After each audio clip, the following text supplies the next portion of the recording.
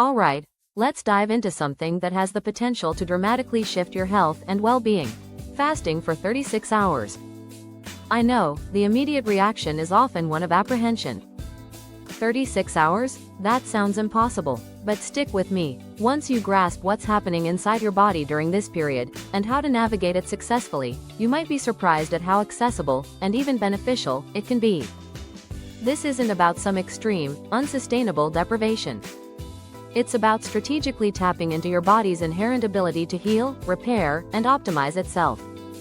It's about understanding how your body prioritizes energy allocation and cellular processes when food isn't a constant input.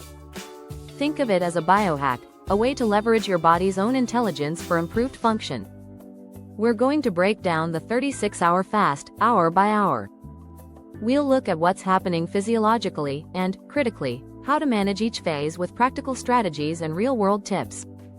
Think of this as a guided tour through your body's fasting response. I'll share personal anecdotes and stories from others who've successfully integrated this practice. We'll also explore the science behind these benefits and address common misconceptions and potential downsides. Phase 1. The first 8 hours, coasting on residual fuel, the beginner zone for most of us. This part is relatively straightforward. Consider the time between dinner and breakfast. You've likely already experienced an 8-hour fast numerous times. You're in familiar territory. What's occurring internally? Your blood sugar levels are beginning a gentle decline. The food from your last meal has been fully digested, and your body is now using whatever glucose remains in your bloodstream. Insulin levels are also starting to decrease. Let's delve into why this insulin drop is so important. Insulin's primary role is to shuttle glucose from the bloodstream into cells for energy or storage. When insulin is consistently elevated, think a diet high in processed carbs and sugars, your cells can become less responsive to it, a condition known as insulin resistance. This forces your pancreas to produce even more insulin, leading to chronically high levels and contributing to weight gain, inflammation, and an increased risk of type 2 diabetes. A short fast helps to reset this sensitivity. Real-life application.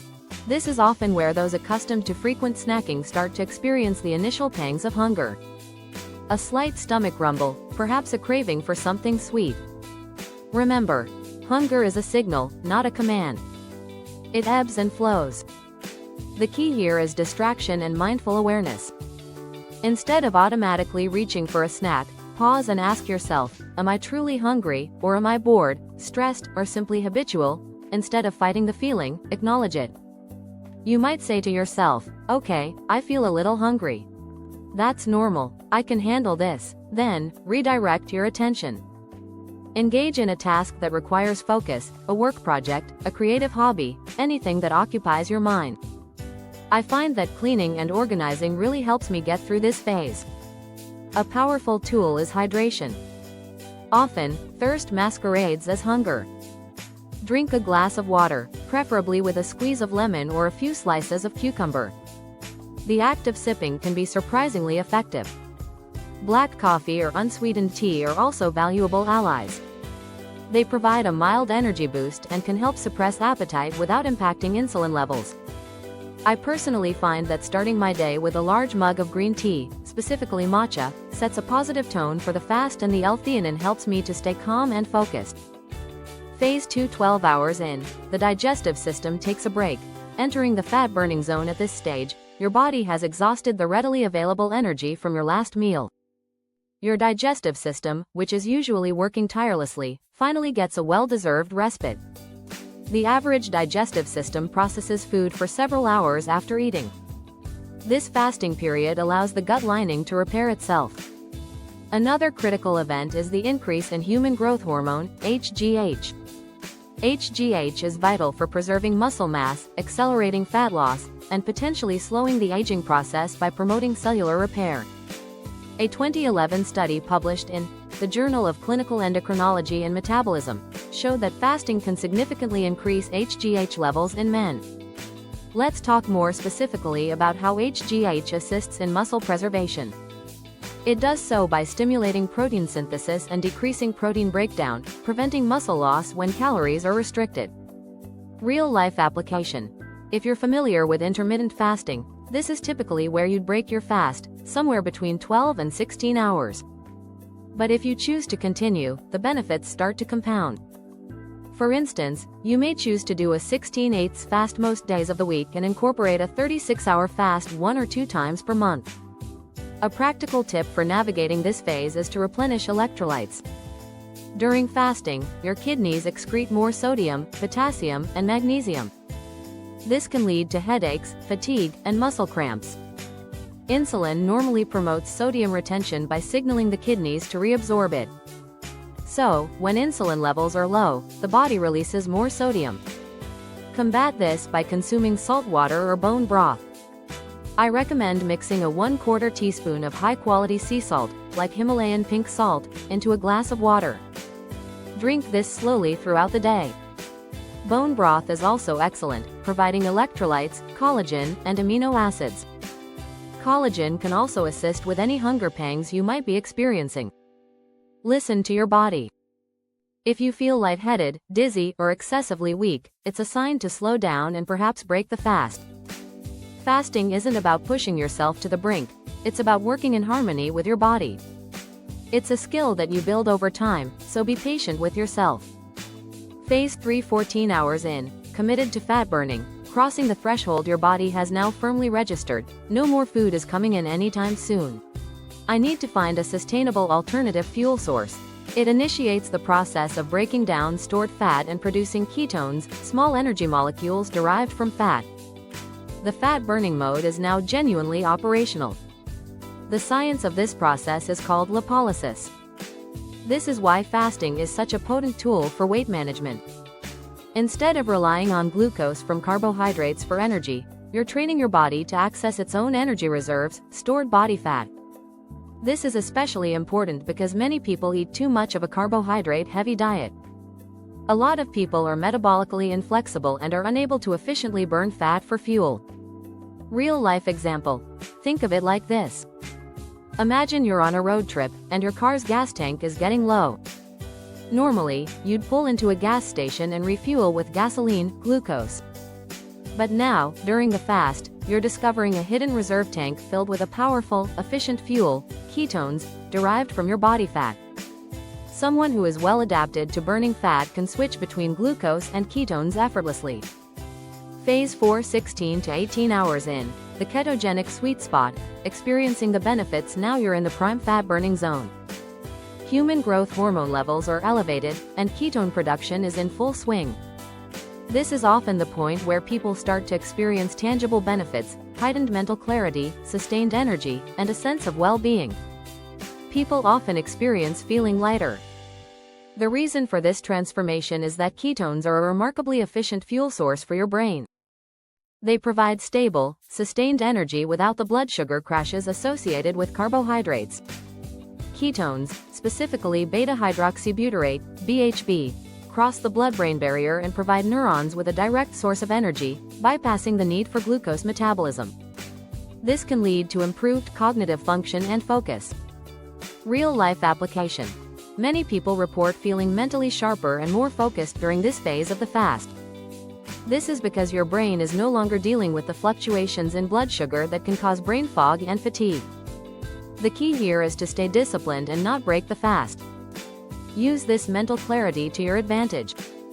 Tackle challenging tasks, engage in creative projects, or simply enjoy the focused awareness. I often find that my productivity soars during this period. This is a great time to do focused deep work. How to navigate this stage? Gentle exercise can enhance the fat-burning process. A leisurely walk, yoga, or light strength training can help your body utilize stored fat more effectively. However, avoid intense workouts, as your energy reserves are limited. Listen to your body and adjust your activity level accordingly. Maybe a light stroll outdoors. Phase 5, 24 hours in, autophagy begins. Cellular renewal. Now we reach the aspect of fasting that makes it so compelling for long-term health, autophagy. Autophagy is derived from the Greek words, auto, self, and phagein, to eat. Autophagy is your body's innate cellular cleaning and recycling system. It identifies and removes damaged cells, eliminates cellular debris, and repairs cellular structures. Think of it as a deep cleansing and rejuvenation process for your entire system. Damaged and dysfunctional proteins accumulate over time, contributing to aging and various diseases. Real-life example. Imagine your body as a bustling city. Autophagy is like the city's sanitation department, diligently removing waste, repairing infrastructure, and ensuring that everything functions smoothly. It's about getting rid of the junk and making room for new, healthy building blocks. How to optimize this stage? Hydration is paramount. Autophagy increases water loss, so staying adequately hydrated is essential for flushing out waste products and supporting cellular detoxification. I like to add a little lemon juice, a splash of apple cider vinegar, or a few berries to my water. Consider adding a pinch of potassium chloride, a salt substitute, to your water, in addition to sea salt, to further support electrolyte balance. Be careful not to overdo it though. Minimize stress. Stress hormones can inhibit autophagy. Engage in relaxing activities such as meditation, deep breathing exercises, or spending time in nature. It can be a great time to get some extra sleep. Phase 6, 36 hours in, autophagy maxes out. Deep cellular repair at the 36-hour mark, autophagy is significantly amplified. While studies have shown that autophagy starts around the 24-hour mark, it really ramps up at 36 hours and beyond. Your body is now primarily running on fat reserves, and stem cells in your gut are beginning to regenerate. This means that fasting isn't just about weight loss, it's about cellular revitalization, promoting long-term health and resilience. At this point, you're essentially giving your body the time and resources it needs to heal itself from the inside out. Inflammation is reduced, gut health is improved, and your body is actively defending itself against disease at the cellular level. Real-life impact. Many people who incorporate regular fasting into their lifestyle report a wide range of benefits, including reduced bloating, increased energy, clearer skin, improved sleep, and even a reduction in joint pain. It's not a miracle cure, but a powerful tool for optimizing your body's natural healing capabilities. Some even say that their food sensitivities improve when they incorporate more fasting. How to break your fast properly. This is absolutely crucial. When you decide to end your fast, resist the temptation to overeat. Your digestive system has been resting, so it's essential to reintroduce food gradually. This will prevent stomach distress and enable a more efficient return to digestion. Start with a small, easily digestible meal. Bone broth is an excellent choice, providing nutrients and supporting gut health. Scrambled eggs, avocado, or a small portion of steamed vegetables are also good options. Fermented foods like kimchi and yogurt can also be beneficial. Avoid sugary foods, processed snacks, and large meals, as these can overwhelm your system and cause digestive distress. I like to start with bone broth and then 30-60 minutes later, add in some salmon and avocado. Addressing potential concerns and debunking myths. Now, let's address some common concerns and misconceptions about fasting. Myth number 1. Fasting will cause muscle loss. While it's true that your body can break down muscle tissue for energy if calorie restriction is too severe or prolonged, a 36-hour fast is unlikely to cause significant muscle loss, especially if you consume adequate protein when you break the fast. Additionally, the increase in HGH during fasting helps to preserve muscle mass. Myth number 2. Fasting is dangerous for people with diabetes. While people with diabetes should consult with their healthcare provider before fasting, fasting can actually be beneficial for managing blood sugar levels and insulin sensitivity in some cases. However, close monitoring and medication adjustments may be necessary. Myth number 3. Fasting will slow down your metabolism. While it's true that your metabolism may slightly decrease during fasting, this effect is temporary and likely offset by the increased fat burning and improved insulin sensitivity. Also, the increase in norepinephrine helps to maintain metabolic rate. Who should not fast? It's also important to acknowledge that fasting isn't for everyone. Individuals who are pregnant or breastfeeding, have a history of eating disorders, have certain medical conditions, or are taking certain medications should avoid fasting or consult with their healthcare provider first.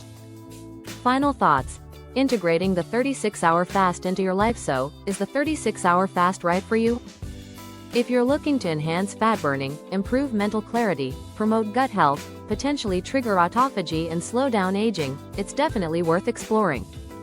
Remember, if you have any medical conditions or are taking medications, consult with your healthcare provider before attempting a 36-hour fast. However, remember that fasting is a tool, not a magic bullet. It's most effective when combined with a healthy lifestyle that includes regular exercise, whole foods, stress management, and adequate sleep. If you're new to fasting, start slowly. Begin with a 16-hour fast, and gradually increase the duration as you become more comfortable. Always listen to your body, and consult with a healthcare professional if you have any underlying health conditions. It's also good to start on a day when you don't have too many social obligations or stressful commitments. Fasting is a journey of self-discovery. It's about learning to understand your body's signals and optimizing its natural healing processes. It is a skill that improves with time and experience. I encourage you to experiment, be patient, and find what works best for you. The rewards can be truly transformative. I just want to take a moment to say thank you for stopping by. Whether you're here for health tips, fitness insights, or just looking to take control of your lifestyle, I appreciate you being part of this journey. This channel is all about real, actionable advice. No gimmicks, no fluff, just straight-up strategies that actually work. So if you find value in what you see, consider sticking around. Drop a comment, hit that subscribe button, and let's keep pushing forward together. Your support means a lot, and I'm glad to have you here. Stay strong, stay focused, and I'll see you in the next video.